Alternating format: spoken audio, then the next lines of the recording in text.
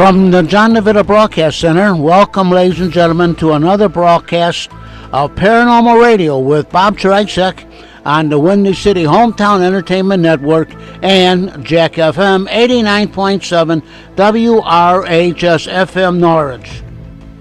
So sit back and enjoy Paranormal Radio.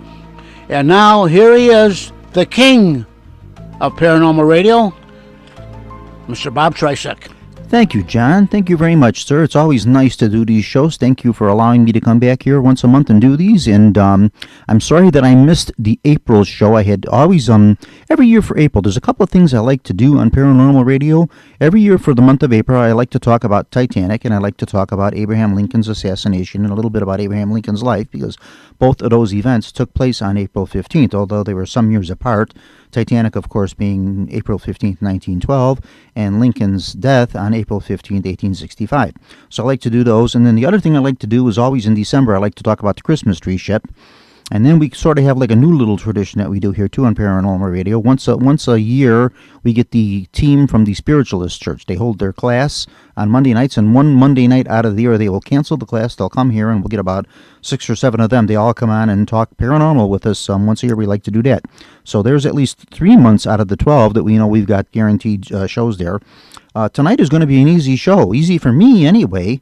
Not that I don't enjoy having the guests on. I love having people on to talk with, and it's a little more interesting for me to listen to what they have to say, because I always learn something from people. But tonight it's just going to be me doing a solo act here, talking about, like I said, Lincoln and about the Titanic, which I like to do every year. This year I think I got some different facts. I always try to change it around a little bit. I don't want to keep talking about the same thing year after year, so I try to change things around and look for some new facts and different things, and you're always finding new facts out about these. A few dates I want to just mention here before I actually start doing the show. I was just spent some time this afternoon with the Elsip Park District to get some dates straight with them for some tours and some things, and see if some existing stuff we got going with them is all set to go, and they are. And one will be coming up very soon. That will be May 13th. That will be a Saturday, and we're doing a H.H. Holmes / Columbian Expedition tour. And that's going to be the 13th of this month. We have a couple of seats open for that. As far as I know, this afternoon when I checked, they still had a few seats open.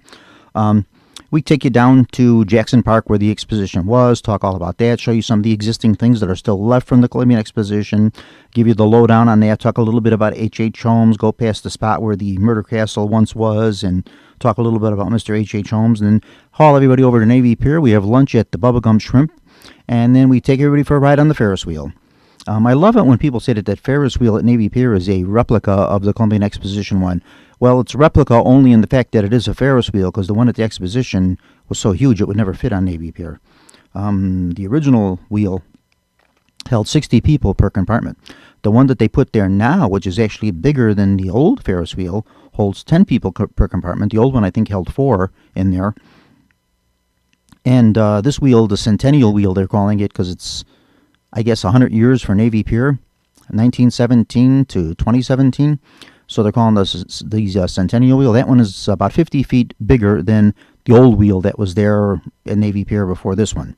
So anyway, we do that, and that will be coming up on the 13th. If you do want to get a seat for that one, like I said, we still do have a couple of them left. Give them a call at 708-389-1003. Also with them in a couple of weeks right after that, on June 3rd, going to be doing a strictly paranormal tour, and it's going to be all downtown locations with lunch at the Red Lion Pub, which, of course, everybody knows right across the street is the Biograph Theater with the John Dillinger connection there, and a lot of different downtown locations. We'll be taking you to the St. Valentine's Day Massacre, where that was, and different spots and different hotels and things downtown, different locations like that, so it'll be strictly a downtown tour. And that will be June 3rd. We got a couple seats open for that one, too, so there's a couple of them there. And then a lot of September dates here. September 8th, we're doing game show night there, nothing to do with paranormal. September 12th, there's going to be a fun fest that we'll be doing there, and I'll be doing palm readings with them with that. The 21st, there's going to be a fortune-telling program that I'll be doing, all about history of fortune-telling, different ways people tell fortunes, and reading palms, and with a little lesson in palm reading there, because everybody kind of knows I do palm readings.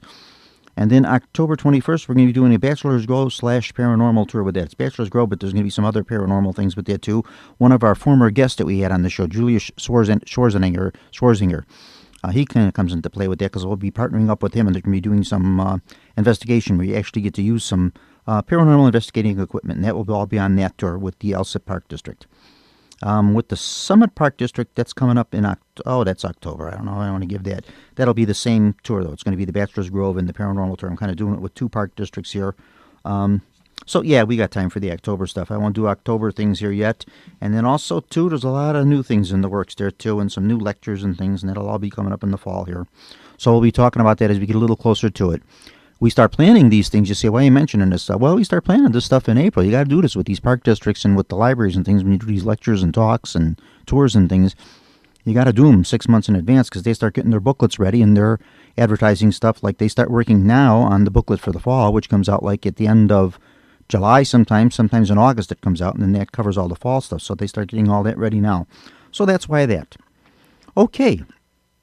Going to talk a bit about Lincoln first. Since the Lincoln assassination happened before the Titanic sinking, Lincoln, as everybody knows, I don't think I have to give you too much kind of facts about that. We all kind of know Civil War ended. It was about 4 days after the war.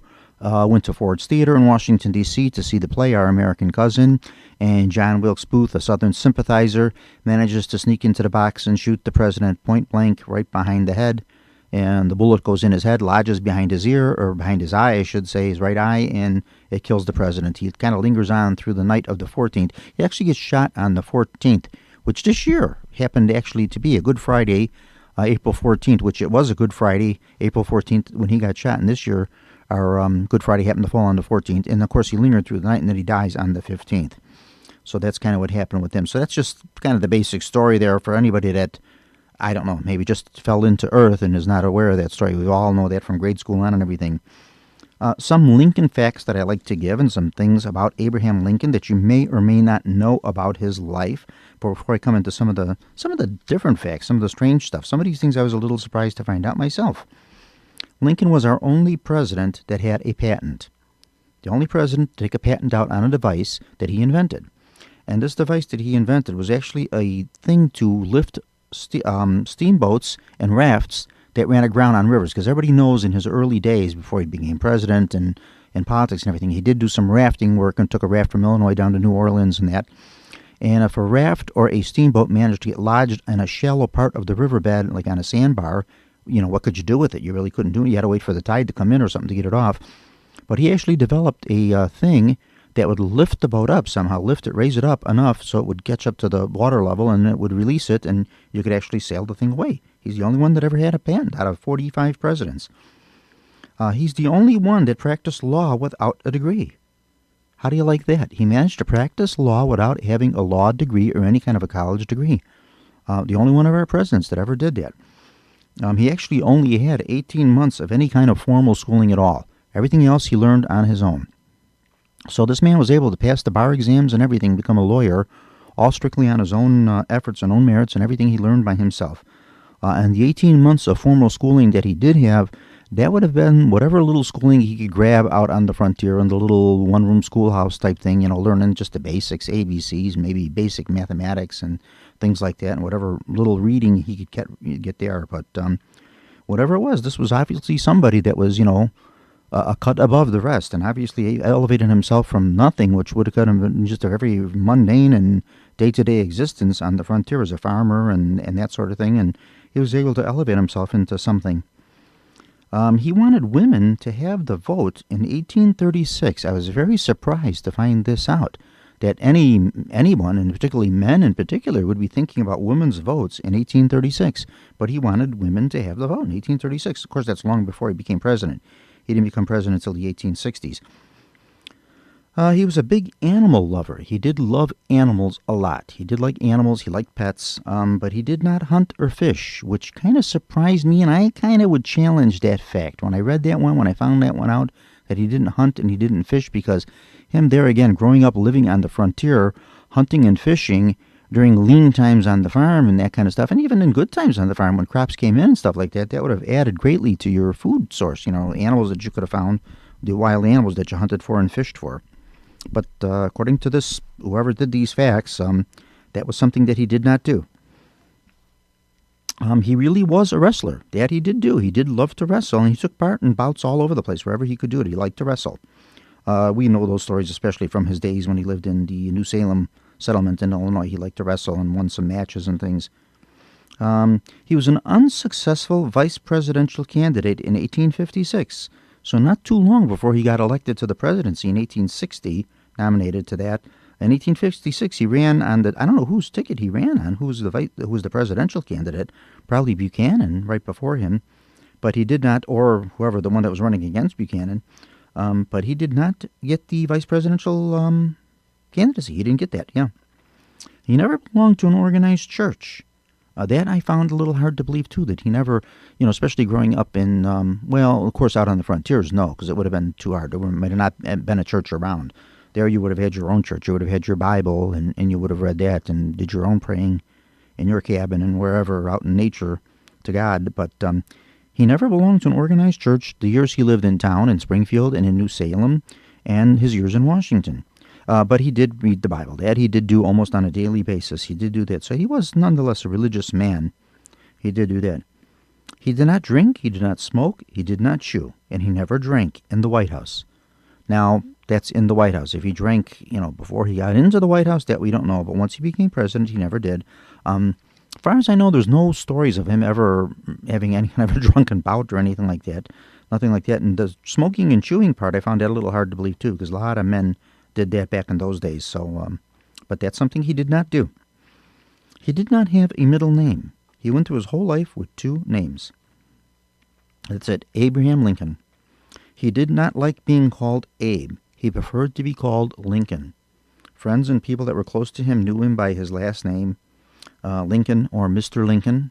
And then, of course, when he became president, Mr. President, of course, he would have been called. And between he and his wife, between him and Mary Todd, they called each other nicknames, mother and father. Mother and father, they addressed each other as, in privately, their little pet names for each other. And he sometimes called her Molly, for whatever reason. I don't know where the Molly came from out of Mary, but he liked to call her Molly. And they addressed each other as mother and father. He's the president that established Thanksgiving as a national holiday. Somewhere along the line, too, you may have read some stories about that, where a turkey came shipped to the White House as a gift. People would love to do that, and still do love to do that, send things to the White House. And I guess a crated turkey came to the White House live for them to use for Thanksgiving dinner. But his son, Tad, liked the turkey, kind of let it around as a pet net, and he pardoned the turkey. So he also started that. He started the tradition of pardoning the turkey on Thanksgiving, even though he established it as a holiday. He was the first president that was born outside of the original 13 states. So the original 13 colonies that formed the nation in 1776, he was the first president that was born outside of that, and he was born, as we all know, in Kentucky. Kentucky, then he moved to Indiana, into Illinois. He's basically a son of Illinois, because I guess he lived most of his life in Illinois, and his his life really kind of took off in Illinois. Illinois was very good to him with his running for the House of Representatives, and of course living in Springfield, his law practice, and his successes all kind of came out of Illinois. So he had a big love for the state of Illinois. He loved oysters. Oysters was one of his favorite foods. He did have a cat, and he liked the cat to eat dinner with the family at the table. When the family ate dinner at the table, he liked the cat to be there and eat with them. He did have a dog. His dog was named Fido, and his cat was named Tabby. Two very original names, right? Tabby for a cat and Fido for a dog, but those were his cat and dog. Another one of his favorite fruits that he liked was fresh fruit, when he could get it. When it was in season, he loved fresh fruit. He was fond of chicken casserole. He liked, in particular, the chicken casserole that Mary Todd made, his wife made. He liked her chicken casserole. A little strange thing that you wouldn't know about Lincoln. I mean, who would know that he liked chicken casserole? Nowadays, whatever the president likes or dislikes or whatever, you kind of know about it as it happens. We had the one president I remember that was not fond of broccoli. I think that was George Bush, the father, and he always kind of had to defend himself. He says, well, I'm not against it, and, I just don't like broccoli. He's entitled to that, I guess, but he seemed to always have to defend himself against that. And then, of course, Ronald Reagan loved jelly beans. We all know that. So we have these little tidbits about some of our presidents. Lincoln was the first president to use the telegraph. He used the telegraph very, very extensively, too, especially during the Civil War, to hear the news of the war and send messages and get messages and that kind of thing like that. Lincoln's mother was killed by poison milk, his real mother.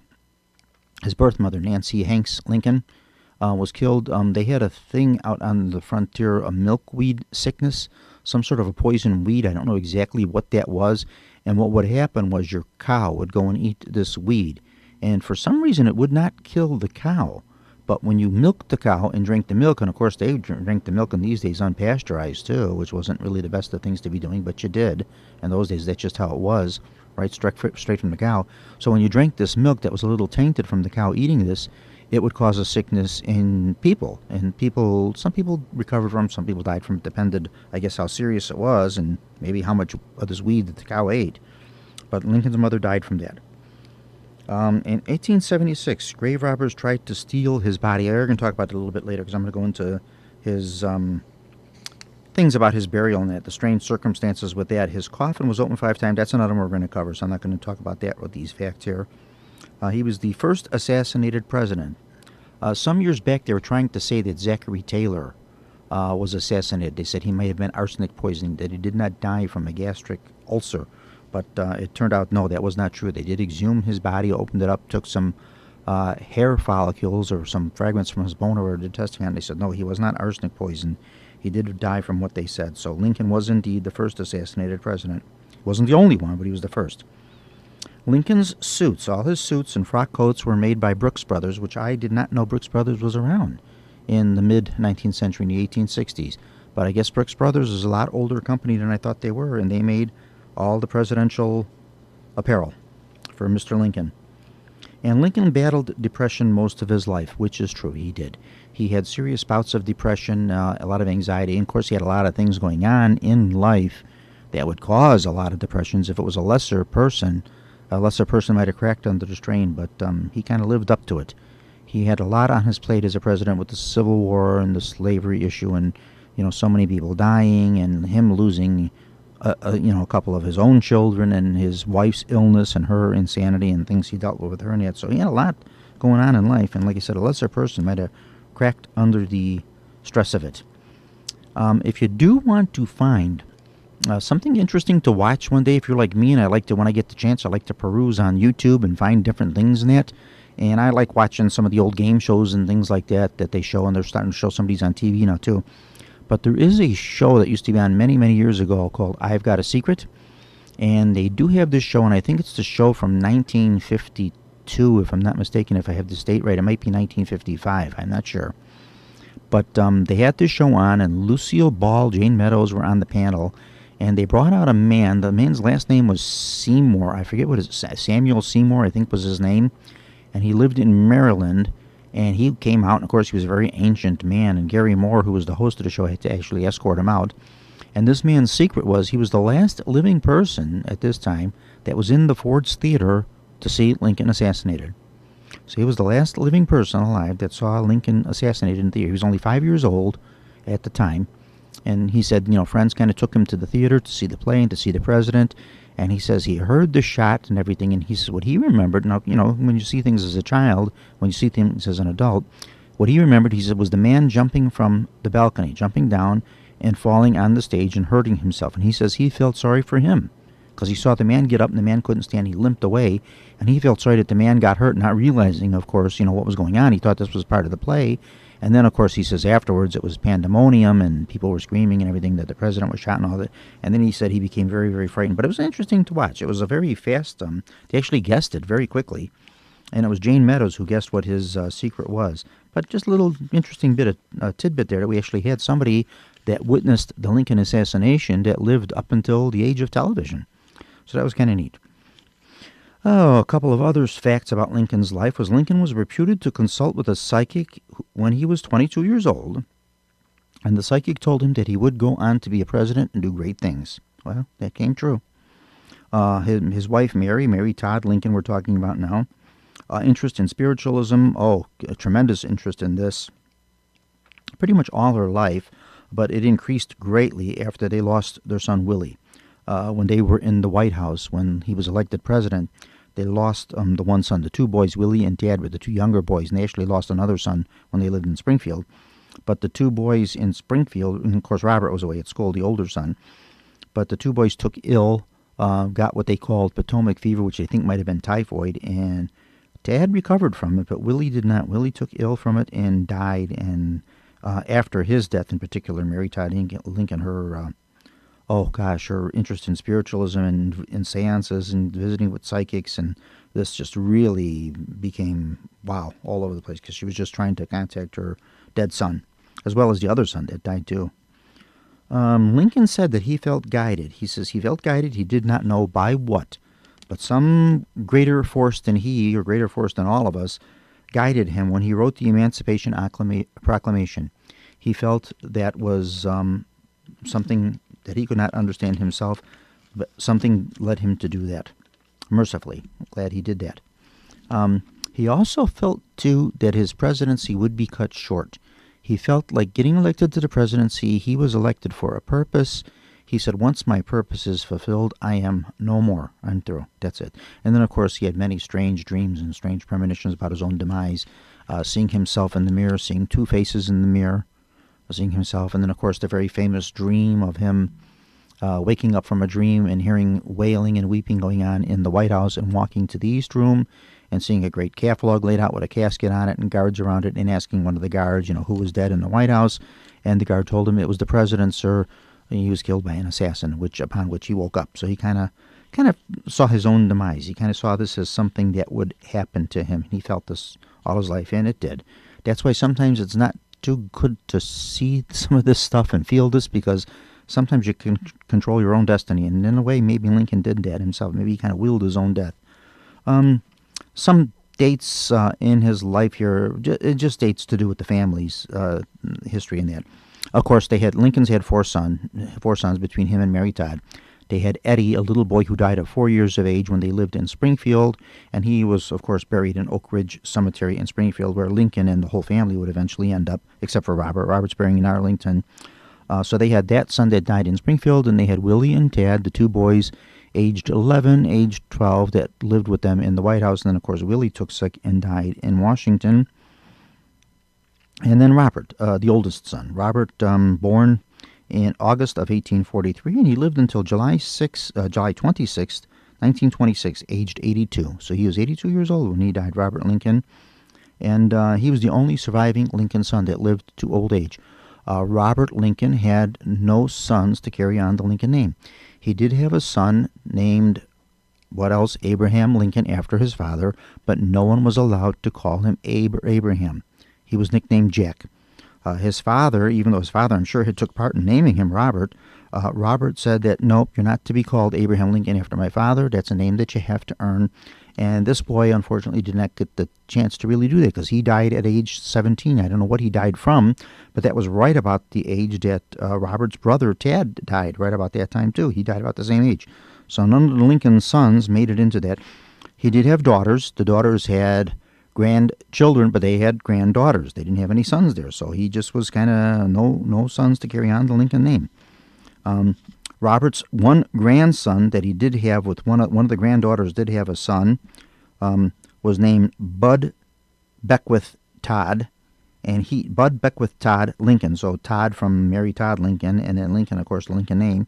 He died in 1985, and he was, oh Lord in heavens, somehow connected, like I said, through one of his granddaughters somehow, and he was a cousin or something like that. And he was actually the last Lincoln heir, the very last Lincoln heir, direct descendant of Abraham Lincoln, that died in 1985. So just a few facts about Lincoln right there. Okay, now a few little things about his death. Of course, as we all know, like I said, we know the facts of that. He got shot, and of course he lingers through the night and then died. But Lincoln's travels really didn't end there. Of course, this was the first assassinated president, so the nation went into mourning over this, and of course it was the end of the Civil War. People were celebrating that, and now Lincoln gets assassinated, so this put people into shock that something like this could happen to a president. Never happened before. And of course, May 4th, his body was always set up to be in Springfield, in Oak Ridge. Mary Todd, his widow, she wanted that.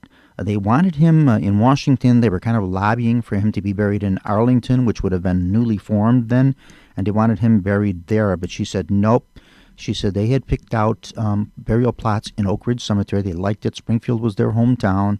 He liked that a lot, and they talked about it, and they, between the two of them, between he and Mary Todd, they always talked about it and said, yes, this is where they wanted their final resting places to be. So she had the final say on that, so she decided that he would be buried in the Oak Ridge Cemetery in Springfield.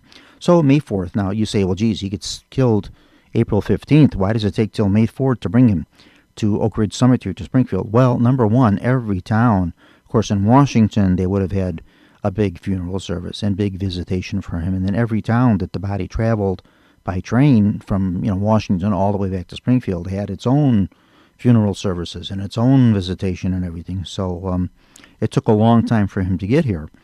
And along the way, he was actually embalmed in Washington, and they used a lot of embalming fluid. They actually almost kind of like mummified his body, which it would have almost had to have been for it to have lasted as long as it did for final burial in Springfield. Well, it would turn out to be not really final burial, but for burial in Springfield. So, May 4th, 1865, his body arrives at the Oak Ridge Cemetery in Springfield, and it's taken out of its hearse, and it's placed into a receiving vault. A receiving vault is sort of, in those days, they had like a temporary kind of holding place, and you would put the bodies in there until you built a tomb or until the family bought some plots or did something, or a lot of times, too, if it was winter time, and you couldn't dig the ground would be hard frozen, they would put him in this receiving vault, and it would kind of stay there till spring, till the thaw came, and you could dig around and have a permanent burial. So anyway, his body's put there, and his two sons are with him in there also. Eddie, who died in Springfield, they exhumed his body, and they put his casket in the tomb, in this receiving vault, I should say. And then Willie, the son that died in Washington, his casket was also exhumed and brought to Springfield for burial too. So the three of them are in this receiving vault together. And then it takes from May to December of 1865, the three coffins are moved to a temporary tomb, and it's on a hillside. For some reason, they took them out of the receiving vault. Maybe someone else needed to use the receiving vault, and they took them and they put them into a temporary tomb. This tomb's on a hillside, and it kind of overlooks where the permanent Lincoln tomb is now. The big obelisk that they have there, the very nice, fancy tomb that's there, kind of overlooked that, I guess, while that was on construction. And there these bodies stayed, and while the current tomb is being built. And then we jump up from 1865 to September 19th, 1871. 1871, again, the three bodies, Lincoln and his two sons, are moved into a catacomb of the current tomb. So by now the current tomb is finished. They're moved in there. They put them in there, and there's a mahogany outer coffin that's replaced with an iron one. They wanted something a little more secure than the wooden casket that it was put. He was actually buried in like a leaded coffin, like a black lead coffin, very Victorian looking and very fancy. And then they put that into a mahogany coffin, nice wood finished, which was even fancier. But to place it in the tomb in Springfield for viewing by the public, and that they needed something a little more permanent, so they put it in an iron one. Now, October 19th of 1874, 3 years from here, Lincoln's body is moved from this crypt. It's placed in a marble sarcophagus, and that sarcophagus is in the center of the catacomb in the current tomb. And then the iron casket, they find out it's too large. The iron casket that they actually took him out of the mahogany one, put him in the iron one, they figure out that that's too large to face into the sarcophagus, so they replaced it with yet another one. And this one is of red cedar. For whatever reason, they used red cedar and put it in that, and then put it in the sarcophagus, and they figured that's the end of that. But it doesn't end there. We got a long ways to go yet with this. November 7th of 1876. Now, 2 years again after this. So everything was kind of a year or two, and then something he kept moving around. So from 1874, the last time his body was moved, to November 7th of 1876, there's an attempt made to kidnap his body for ransom. And this is kind of a strange story about this, how this happened. The men that actually figured out they were going to steal his body and hold it for ransom were actually in a saloon. They were talking about this. And while they were talking about this and planning the whole thing, there were some actually Pinkerton detectives there listening to it, and they caught wind of the whole plot. And they decided to let these crackpots go ahead along with this plot, and they would catch him at the tomb. They'd catch him red-handed, which they did do. What they partially did is dissembled his sarcophagus. I don't know why they let it go so far, but they partially dismantled the sarcophagus and slit his coffin halfway out, and then they got caught. And that was that. So they did some damage to it, and some things had to be repaired in that. And strangely enough, they were not brought up on any charges because it was considered not a crime to steal the grave rob. I don't know why, because, and especially just being the president, but for whatever reason, they were not brought up on any kind of charges. I guess they just figured it was just not a crime. You know, if the person was dead, you're really not doing him any more harm than is already done. Okay, November 8th of 1876, they bring in some marble masons to repair the sarcophagus that the kidnappers here, the attempted kidnapping, damaged. They bring them in, reassemble the thing inside the tomb. They fix the sarcophagus, and back in again they put the original Lincoln coffin. They put it back in there, and again they figure that's that. But then on November 13th of the same year, this was November 8th, November 13th, they're fearing another attempt to steal his body. I guess they got some messages about this. Somehow one of the caretakers overheard something, got some strange messages sent to him, and caught wind that someone was planning again to steal Lincoln's body. So they feared this, so they actually took it out of the sarcophagus again. They removed him out. They covered his casket up with a blanket, and they moved it into the back of the tomb to hide it. And then what they did is they rebuilt the sarcophagus again to make it more stronger, what they felt again, to be more permanent and a little more robber-proof. And this is at night. They did this all at night on November 13th of 1876. They figured they were doing it in secret. Yeah, officials, I made myself a little note here. It says officials meet in secret. They carry the coffin outside, around the back of the tomb, and into the labyrinth, which is down in the bottom of the tomb. And they actually put it in amongst some old boards and debris and some things left by the workmen. And they figured they'll hide it there, and then they're going to build a more permanent tomb again, they figured. They figured on doing this. Again now, November 14th, 1876, again, his casket's on the move. They build an outer coffin for the whole thing, for the cedar coffin that it's in and the lead coffin that he's in. They build like a real primitive wooden outer coffin for this, and this is the thing that they hide amongst the debris in that, and they figured it'll disguise it. No one would ever suspect that the president's body would be in a crate like this until they can do something a little more permanent. November 18th, 1876. 1876, he seems to be on the move again here. Once again, in November 18th, 1876, they're fearing that his body is going to be stolen again. A couple of days later, they feel there's something going on here that they're not aware of. And then again, they take it, they bury it into a shallow grave, and it's the far end of the labyrinth underneath the tomb. And it's against the back of the family crypts. So where the family is, they figure nobody's going to bother his sons that are buried in there, but they want the president's body. So again, they moved him out, buried him again in a secret spot that they felt was secret. November 20th, 1876, again in response to an anonymous threat, and this was again received by the caretaker of the tomb. Once again, the outer coffin's dug up to reassure that it's there from the nights before, because this all happened within a couple days apart from each other's time. Again, they reassured that it was him buried in there, and it was reburied again. Okay, then we jump up from 1876 here to 1887. April 14th, the anniversary of his death, actually. April 14th was the night he got shot. April 14th, 1887, Abe and Mary, actually Mary Todd Lincoln was dead by now. She died in 1882 at age 63 years old. They're disinterred from the labyrinth in the tomb. They're moved around into Memorial Hall, where he was originally, and Lincoln's coffin is opened again to identify him and make sure that it is indeed the president in there, because they moved him around so much.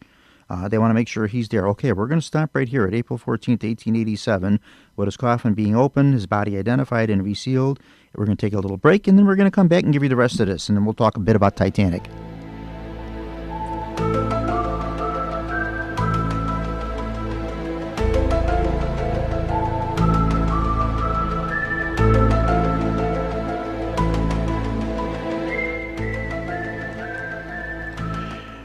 You're listening to Paranormal Radio with Bob Trzeciak from the John DeVito Broadcast Center on Jack FM 89.7 WRHS FM Norwich and the Windy City Hometown Entertainment Network on Tuesday, May the 2nd, the year 2017.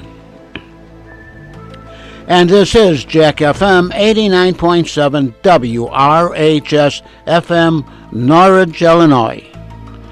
And now back to Bob Trzeciak and Paranormal Radio. Hi there, welcome back to Paranormal Radio. If you just kind of tuned into it, what I'm doing is I'm talking on this show, I'm doing a solo act here. I'm talking about Abraham Lincoln and about the Titanic, sinking Titanic, some facts about that, some stuff you may know, some stuff you may not know, trying to give you some different things here about that, talking a little bit about Lincoln's assassination and Titanic sinking, since they both happened in April. That's what I like to do for my April show, and I know you're going to be hearing this broadcast a couple of days into May here, so we kind of missed April by a day. I'm actually taping it on May 1st, so I was unable to do it for April, but I did it as close as I could.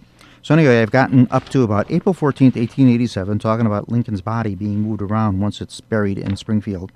And now we're going to move. What they did is they took Abe and Mary, him and his wife, carried them around to the back of the monument. They buried him into a catacomb. and they were left there until they could build a more permanent thing again. There again in 1887, they carried him out, took him around the back of the monument, left him there in a catacomb, covered him up, kind of hid him from the public, that kind of thing like that. They weren't available to have them for public view, the coffins or his monument. And what they did is they built a special vault into the lower recesses of the tomb. They made this out of brick and mortar, and it was built into the floor and then covered, and they lowered both of them there. And then there was another floor put on top of it. So actually he's buried below the ground now and below in the brick tomb. And they figured, this is a permanent thing now, and no one's going to be able to get him out of here. Not where they had his body in a marble sarcophagus up on top of the thing for people to view. So they figured, this would be a little more burglar-proof from people that would like to kidnap his body, some ghouls that would like to do that. Okay, it doesn't end here, though, now. 2 years later, 2 years after this, everything that happened to him, he's always on the move, the poor man here. And it's always like a year or 2 years apart. Now we move to 1889 from 1887. Now they found out there's some structural instability to the whole tomb, the whole entire thing. There's an uneven settling in the foundation, and they found some cracks and some things in it, and it was determined that the whole entire structure would have to be rebuilt. So I guess the first time around they didn't do it right. They had to redo the whole thing. So they moved the entire Lincoln family. They moved Abe, Mary, and their 2 sons. They moved them out of the tomb. They put them back into the temporary vault that's dug into the hillside right behind the monument. And there they sit while, again, they're fixing the tomb. And then February of 1901, finally they finished the tomb. Again, after it's being rebuilt and resurfaced and all this is done to it. They take the bodies all out from the temporary vault. They place them back into crypts in the partially rebuilt tomb. So the tomb wasn't entirely finished yet in 1901, but I guess it was finished enough that they could put their remains back in there. And Lincoln bodies placed in the crypt, while a more elaborate vault yet, still another more elaborate one, is built into the floor of the catacomb again. They're building another more permanent one. Every time they do this, they think they're building something more permanent, and they replace it with something else. September 26th of 1901. So a little later on, that same year again, Lincoln's coffin once again is removed from the crypt. It's taken around the base. It's placed back into Memorial Hall for one last time. One last time, they finally open the coffin up. The body has a positive identification on it, which they actually did is they actually cut a hole like in his lead coffin. For some reason, this time they didn't bother opening it. Maybe they sealed it the last time they opened it, and they didn't want to mess that up. So they actually didn't bother opening the lid. They just cut a hole into the top lead coffin, and then they sealed that back up. And again, they looked at his face. They identified it as, indeed, it was Lincoln's body, because they were just so much concerned about this because his body moved so much over the years that it was actually him in there. Lincoln's body again in 1901 is taken back around the monument to the catacomb. There it's encased in an outer steel cage between tons of cement that were slashed between it. So it's like put in a steel cage. They pour cement into it, and then it's sealed down there, and they pour more cement on top of that. And finally, that's the end of that. So when you go in Lincoln's tomb, Robert, by 1901, Robert Todd Lincoln, his only surviving son, by this time the other 3 sons had all passed away, and Mary, the mother, was gone, and the president himself, so Robert was the only one of the family that survived. Robert was just getting a little tired of this and says, geez, I want my family buried permanently. I want my father finally at rest. This has been going on since 1865, and finally this is what was done. And when you go to that tomb now to visit, you see that marble sarcophagus that's up on top that has his name and the names of the death on it. And he's not in there. He's way below the floor, buried under tons of cement, so you'll never be able to open that up and get that unless there's some sort of a nuclear blast or something that blows the whole thing up. His coffin itself was opened 5 times over the years: December 21st, 1865, September 19th, 1871, October 9th, 1874, April 14th, on the anniversary of his death, 1887, and then finally September 26th, 1901. That was the last time. September 26, 1901, 22 people viewed his body, and they all positively identified it as Lincoln. They could see his face. They could see him. They said he was wearing the suit that he wore for his second inauguration, his black broadcloth suit. Suit was covered with a little bit of mold. There was a flag placed in his hands, his folded hands. There was a flag, and the flag was kind of in tatters. And his face was very white, almost chalky, which we know it was from the embalming and that, and from his body going from town to town along the way for burial in Springfield. The morticians would take it out and kind of make it up and powder it and that kind of thing to make it more presentable and that. Because what was happening was his face was actually turning dark. It was getting very, very dark. So they would put like a white chalky kind of makeup on it to whiten it up and lighten it a bit. All the people that have identified his body have long since passed away, because this is 1901, so that's many, many years, over 100 years there. And the last person that looked on Lincoln's body was Fleetwood Lindley. He was a young man. That was his name, Fleetwood Lindley, kind of an unusual sounding name. He was 13 years old in 1901, and his father took him out of school in Springfield and said, I want you down here, and I want you to come down and see this. This is a once-in-a-lifetime type thing you're going to do. You're going to be able to actually see the remains of Abraham Lincoln. And he did look at it. He was the only child out of the 22 people that viewed it in 1901. He was the only one that was a child. And he himself is buried not too far from the Lincoln Tomb in Oak Ridge. He did say that kind of haunted him. Like through the years, because he was 13 years old when he saw this, and he saw Lincoln's chalky white face there and identified it. And he says through the years it did kind of haunt him a little bit. Sometimes he'd have dreams about that. And he, I think, died in 1963, he himself. So, okay, that's kind of it with Lincoln. A few facts there about Lincoln that you may or may not have known about Lincoln's assassination, Lincoln's burial.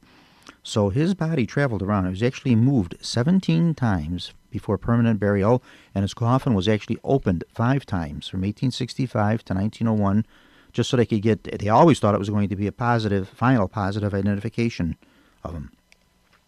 Okie doke, that is it for what I've got on Lincoln. Now I'm going to talk a little bit for the rest of the hour here about the Titanic and give you some facts on that.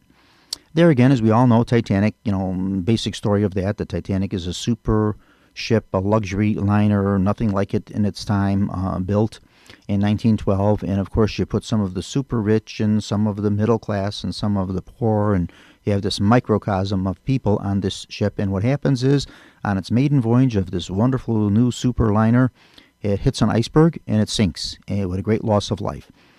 So that's just kind of the basic story of that. There have been many movies over the year about it, and I'll talk a little bit about some of the films and that kind of thing like that. But just to give you some of the facts about Titanic, Titanic was actually 882 feet long, which was very, very big for those days. It was a huge ship. It was actually the biggest ship in its day, and it was 11 stories tall from the keel to the top of the funnels. 11 stories. So that's still a pretty big ship, although today we have some of these big super cruisers with shopping malls on them and amusement parks on them and water parks and everything. It's kind of dwarfed by those. The liners we have today are extremely big, but Titanic nonetheless was a huge ship. It was the first ship to have a swimming pool on it. It was the first, well, it wasn't the first ship equipped with a wireless set, but it had the more up-to-date radio receiving set on it, which became very, very important to it, especially during the sinking. Radio played a very, very important part with the Titanic. It had 4 funnels on it, and the 4 funnels were done strictly, the 3 funnels were actually attached to the boilers and the downs, which were way down in the bottom of the ship, and they were for ventilation to vent the steam and the smoke up through the funnels and out the top. But the 4th funnel was actually put there just purely for aesthetics, just so it looked nice, because it had 4 of these huge funnels on it, and that was a dummy funnel. So that funnel, you could actually go inside and actually climb up to the top of it. There was like stairs and ladders in there, and you could actually climb up there, and you could be 11 stories up if you were brave enough to do that, but you could do that. In actuality, they could have saved. They wound up saving, there's conflicting things about that. Some say 706, some say 703 got saved. I think the final count is 703. I think that's the most accurate count for Titanic survivors that actually got saved from the sinking. But had they used their heads and did it wisely and had boat drills and things, they could have actually doubled that and saved over 1,400 people had they filled the boats up to their capacities. The Titanic actually had 2 other sister ships. It had a ship called the Olympic. The Olympic was actually launched first before Titanic. The Olympic was launched for passenger service and liner service in 1911, and Titanic came a year later in 1912. And then there was a 3rd boat planned, and that ship was supposed to be called the Gigantic. But it was not yet completed yet, and then after the Titanic disaster, what they decided to do was they decided to opt for a patriotic name, and they named it the Britannic. So they dropped the Gigantic and the Big and the Super Big and that kind of stuff, and they went for something more patriotic. And the Britannic is the only one that never saw passenger service. What happened was by then the First World War broke out, and it was not used as a passenger liner. It was actually used as a hospital ship, a Red Cross hospital ship during the First World War. But the other 2 boats, Titanic for a very short time was passenger service, never even made its maiden voyage. But the Olympics was dubbed Old Ironsides, and it served well into the 30s. And I think even into the 40s, the Olympic was still in service because they used it as a ship during World War II. So the Olympic had a long life out of the 3 sisters. You did have some suicides among some of the passengers. Just a couple that I'll name here. There were a few. I think there were about 12 people that actually wound up committing suicide, that survived and wound up committing suicide. One of the more famous ones would have been Madeline Astor, who was married to probably the wealthiest man on board the boat, John Jacob Astor. She was his 18-year-old child bride. Colonel Astor was 42 years old. Madeline was 18 years old. And the Astors were on the Titanic coming home from an extended honeymoon in Europe and in Egypt, and they were on their way back to New York. And she was actually pregnant with their child. He actually divorced his wife and had a son that was actually a year older than his child wife, Madeline. So he had a son, Vincent Astor, that was 19 years old, and his second wife, Madeline, was actually only 18 years old. And so they were coming back. And what happened was Madeline, later in life, of course, she survives the sinking. Her husband dies. She goes on. She has the child. She's left some money from the Astor estate. She's left use of the Astor Mansion on Fifth Avenue, New York, providing she does not remarry, which she did do. She did remarry within a few years, a childhood sweetheart that she had before she knew Colonel Astor. And with him, she had 2 children. And then that marriage wound up not working out. Wound up not working out, and then she was married to an Italian prize fighter, and I guess this man was very abusive and liked to punch her and stuff like that. And then what happened with her is in the 40s. She was still very young. She wasn't old, even for those days. She wound up taking an overdose of barbiturates and committed suicide and killed herself. And then on the lower end of the scale, we have a third-class passenger here, Mr. Juha Niskansson from Finland, who actually was immigrating to the United States to seek his fortune out. And he actually survives the ship. He winds up coming to the United States, survives the sinking, migrates out west to Colorado, and he decides to start panning for gold and looking for gold in it. And he became kind of upset over never finding the wealth he thought he was going to find in America in his newfound home, and actually lit fire to his cabin and burned himself to death and killed himself. Strange. Dr. Washington Dodge, a very prominent first-class passenger, one of the first-class men that did survive the sinking with his family.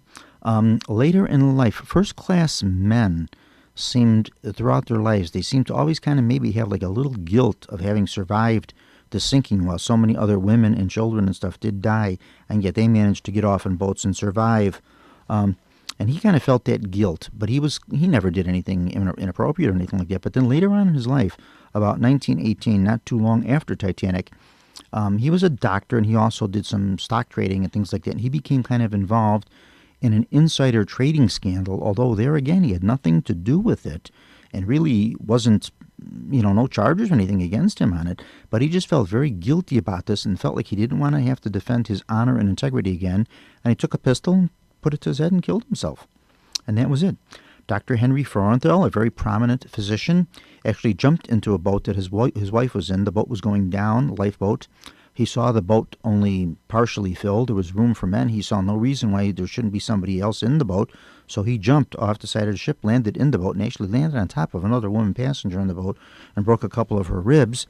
Went on, though, to do a lot of pioneering work in psychiatry, opened up a hospital in New York, where he did a lot of charity work in the field of psychiatry and that kind of thing like that, which psychiatry was very new in 1912. Again, still kind of a misunderstood industry. It was very new, so he kind of pioneered this. And what happened to him was a few years after this, he wound up committing suicide himself. He leapt from the 7th floor window of the office in this building where he had this hospital built and leapt to his death and killed himself. And his wife then went mentally insane and wound up spending the rest of her life in a mental institution before her death. Jack Thayer, 17 years old at the time of the sinking, from a very prominent Philadelphia banking family, the Thayers, actually survived, but he survived in the water. He actually jumped the ship, did not get in a boat, but was picked up out of the water, survived the sinking. And then in 1947, he became very upset over the death of his 2 sons in the Second World War. A couple of years after the war, his sons both died in the war. Pardon me. He became very distraught over this and distraught over his life and took the family car out and drove it out into the woods to a secluded spot and took a razor and slit both his wrists and killed himself. So just a little bit of the demise. One passenger, for the life of me, his name escapes me, but had kind of an interesting story to tell. He said before the disaster, he always loved going to baseball games and football games and public parades and events like that. And he says after the Titanic, he just couldn't do it. Because he says every time the crowd would get up and cheer when the team would hit a home run or score a touchdown or something, that noise always reminded him of the noise that he heard of people drowning in the water. He had over 1,500 people drowning in this water that, went down with the ship. And that noise always reminded him of that, and he just couldn't handle it. It was just something he could not handle. You have to remember, this was 1912. We didn't have anything, like you would have had today. You would have had grief counseling and psychiatrists and stuff on hand to do that. And in 1912, this didn't happen. If you survived something like this, you were just basically expected to pick yourself up and go on with your life as best you could, and that was that. So a lot of these people were just left to their own devices. Lifeboats. Titanic. Did Titanic have enough lifeboats? Yes and no. They didn't. Titanic actually had 16 lifeboats, and they had 4 wooden collapsibles. They were only required to carry the 4 wooden lifeboats with the capacity of 65 people per boat. And the 4 extra boats they had were what they called collapsible boats. These were kind of forerunners of life rafts. They were like a wooden bottom, and then they had canvas sides that could be pulled up, and it formed the rest of the boat, and they would be launched out. So they were actually over the requirement. The British Board of Trade regulations, which the Titanic was a British ship, went under a very weird formula. It didn't go by the number of passengers, it went by the tonnage of the ship. And since there was nothing ever as big as Titanic, 16 was the limit. So they did have the 16 boats, they had what they required, and they had 4 over. So they were not doing anything inappropriate. But then, of course, right after that, the rule changed. It was lifeboat space for everybody. That was it, simple. And strangely enough, Titanic was fitted with davits for the lifeboats to raise and lower the boats that could have accommodated more boats. Normally, traditionally on a lifeboat davit, when a boat is hung in a davit before it's lowered out into the ocean, it holds one boat, the boat is released, and then the tugs, the cables are laying there, and that's it. You can't put another boat in it. But this was a special type of davit, new, state-of-the-art for the day. Again, everything the best for Titanic, which actually could lower a boat, be swung back, another boat attached, and then swung back out again, and another boat lowered. So they could have actually, with no trouble at all, carried more boats, but they didn't. They felt too many boats would be cluttering the boat deck, and they didn't want that. They wanted, passengers to have a nice clear view when they were out taking their promenades on the deck, so they did not have enough boats for all the passengers. However, the way things were done kind of haphazardly, in that if they would have filled all these boats to capacity, they could have doubled the amount that they actually did save. Everything in Titanic was done in triplicate, because everything was done by class. First class, second class, third class. First class, of course, being the top of the line, the cream of the crop, best of everything, and obviously they could afford it. One of the better first class suites in 1912 would have cost you $4,300 for 2 bedrooms, private man's dressing room, a private woman's dressing room, an adjoining maid's room, a room for the valet, for the gentleman, and you would have also had a private little promenade deck for yourself. And this suite in these were $1912, went for over $4,300, and today that's a little over $100,000, so that's a tremendous amount of money. And for 1912, that was a huge sum to pay. So these were the super rich. They could afford this. And then on the lower end of the scale, third class. If you were traveling third class from Europe to America and you wanted to do it the economy way, you went third class, and you paid $35 for your ticket. And that included your meals and your accommodations. And in today's dollars, that $35 works out to about $875. So just to kind of give you something to compare it to. The last surviving, and like I said, everything was done in triplicate, so we're talking first, second, and third. You had first class, second class. Well, first class and second class, I think, shared the same dining room, but at different times. But then third class had its own dining room. Some things were shared by first and second class, but third class, no, everything was done separately. But even first and second were done at different times, because you didn't want your first class passengers mingling with your second class passengers, and that type of thing like that. Second class cabins kind of went for around a couple of $100 range, maybe $200 to $300 for second class cabins, which was still a lot of money in those days. But everybody said second class on Titanic was just as good or better than first class on a lot of the other liners of the day. So they were setting a whole new standard here. The last survivor of the Titanic disaster was Millavina Dean, and she died after the 1997 Titanic film was made. And what actually happened with that was Millavina Dean, she was living pretty much an independent life for herself back in England. She had been a small child, obviously, at the time of the sinking. But then what happened was, as she became elderly, she had a hip injury, and she had some things happen where she was unable to care for herself and had to go into nursing care. And she actually was having to sell a lot of her household things and actually some Titanic memorabilia that she had to pay for her care. So Leonardo DiCaprio and Kate Winslet, the stars of the 1997 film, kind of got wind of this, found out what was going on, and they footed the bill. They took care of all the bill, paid for all her expenses and everything, because they says, this kind of made our careers, this movie, and They felt that way, so they felt like, payback time. You give back to the community type thing, so they did that. So that was kind of nice on their part. Titanic movies, we have a few of them. The very, very first one was in 1912, not too long after the sinking of the disaster, because this was big news, and it was called How I Was Saved from the Titanic, and it starred Dorothy Gibson. Dorothy Gibson was a very, very early silent film star, and she was actually a passenger on the ship, survived it, and the costume that she wore to be in the film was actually the dress that she wore off the ship that she was rescued in.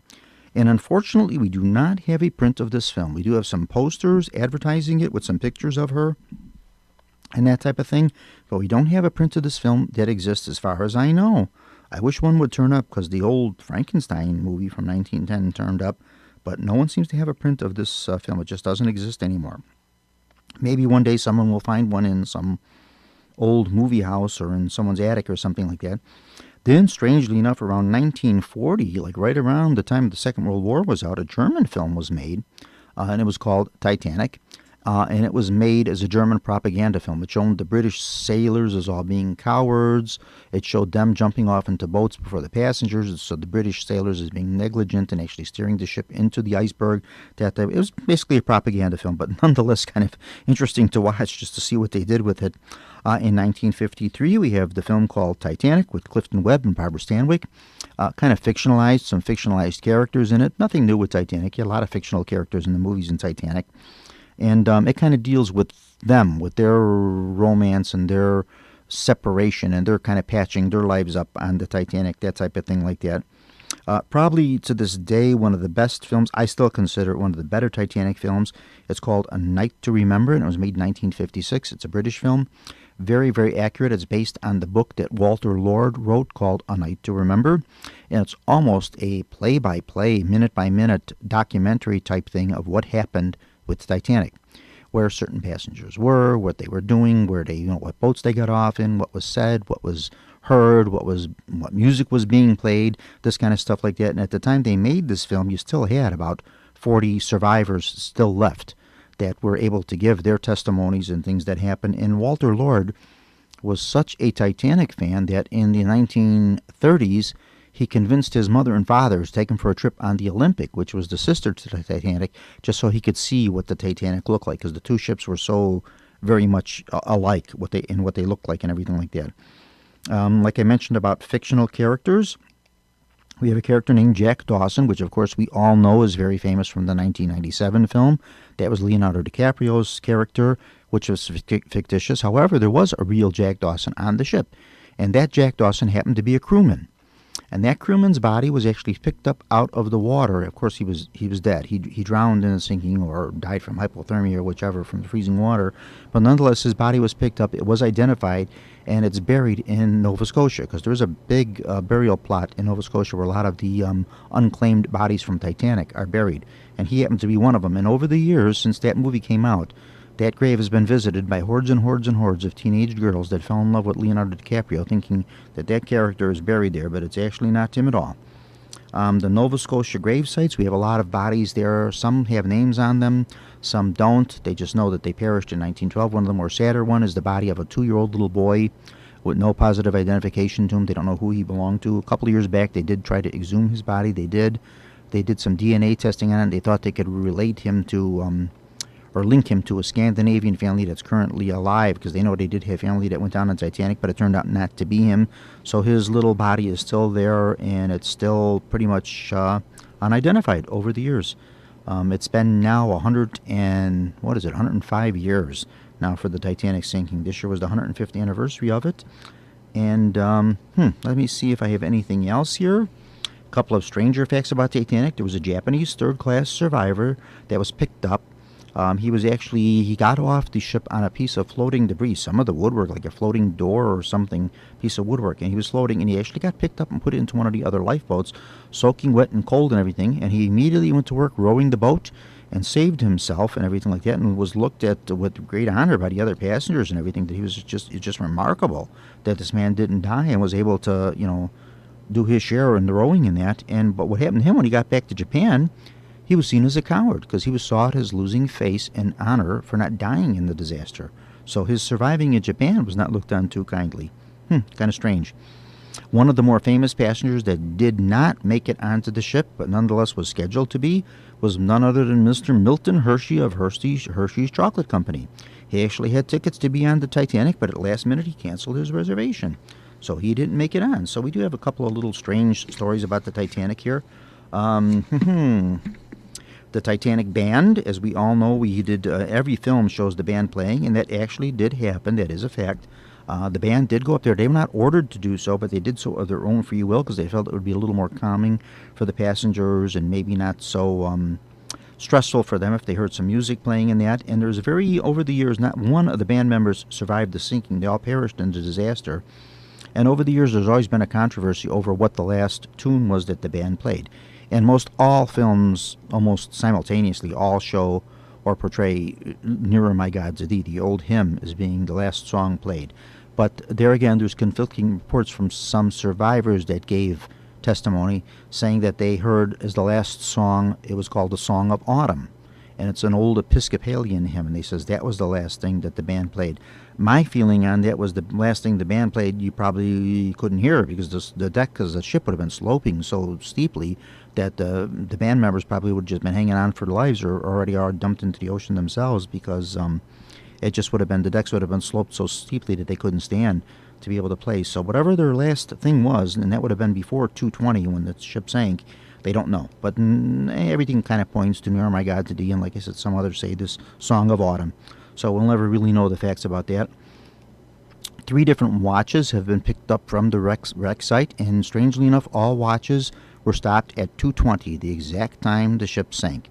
So we don't know if that's the time those watches, which were probably carried in men's pockets, vest pockets at that time, which they wore, that would have been the style of the day. We don't know if those men, whoever they were, their bodies hit the ocean right at that time, and that's when those watches stopped. Or we don't know if somebody maybe tampered with them when they found them just to make it a little better story. One watch was actually returned to one survivor who has now since passed away herself. She had been a child, and it actually was her father's watch. And that watch, not working, of course, was actually returned to her. And she kept it, and then on her death, she donated it to the one of the Titanic museums. I don't know which one, but it went to that. So just a few little facts here about Titanic and that. And, gee, did I do this in an hour? Yeah, I did, practically. I think I actually ran a little over. I ran about 5 minutes longer. So, yeah, a lot of talking there about that. That's kind of what I've got there for Paranormal Radio this week, for this month, I should say. That's kind of it. John DeVita, as everybody knows here, is recuperating from a little bit of surgery. He had some surgery done this past week on carpal tunnel on his wrist. So we all wish John well. John, you want to say something? How you doing? You recovering okay? Yes, I am, Bob. I'm just taking one day at a time and just taking it easy and doing what the doctor told me to do. Just rest my hand and don't lift nothing heavy and just take it easy, and that's what I'm doing. That's the end of that. Yep, yeah. That's it, yeah. So that's it for you. No more dancing and twirling those girls up around over the top of your head. You can't go dancing on Winnie because your favorite ballroom burned down anyway. Yeah, Willowbrook is gone. That's for sure. Yep. So we all wish John well there with that and a speedy recovery from his surgery there. He had some carpal tunnel done. And that's about it, what I've got for that. Thank you all so much for listening. Like I said, I'm a day late on this. I like to do this in April, and today we're actually taping it on May 1st. So I just missed it by a day there. Thank you folks so much for listening to Paranormal Radio. It's just an absolute joy for me to come here once a month and do these shows. See you again soon. Everyone stay safe and stay well.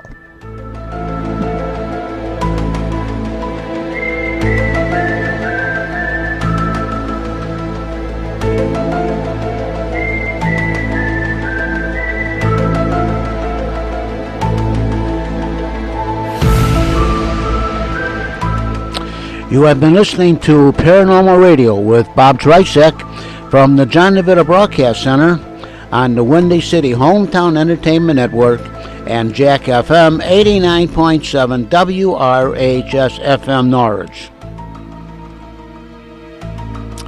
Paranormal Radio was directed by John DeVita, and our special thanks to the executive producer of WRHS FM Norwich, Mr. Kevin Zeflick, and the executive producer of Windy City Hometown Entertainment Network, Mr. John Shikanda.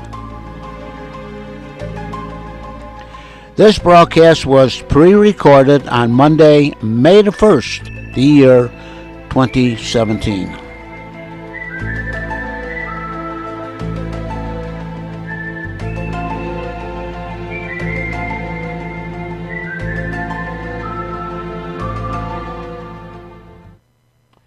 And this is Jack FM 89.7 WRHS FM, Norridge, Illinois.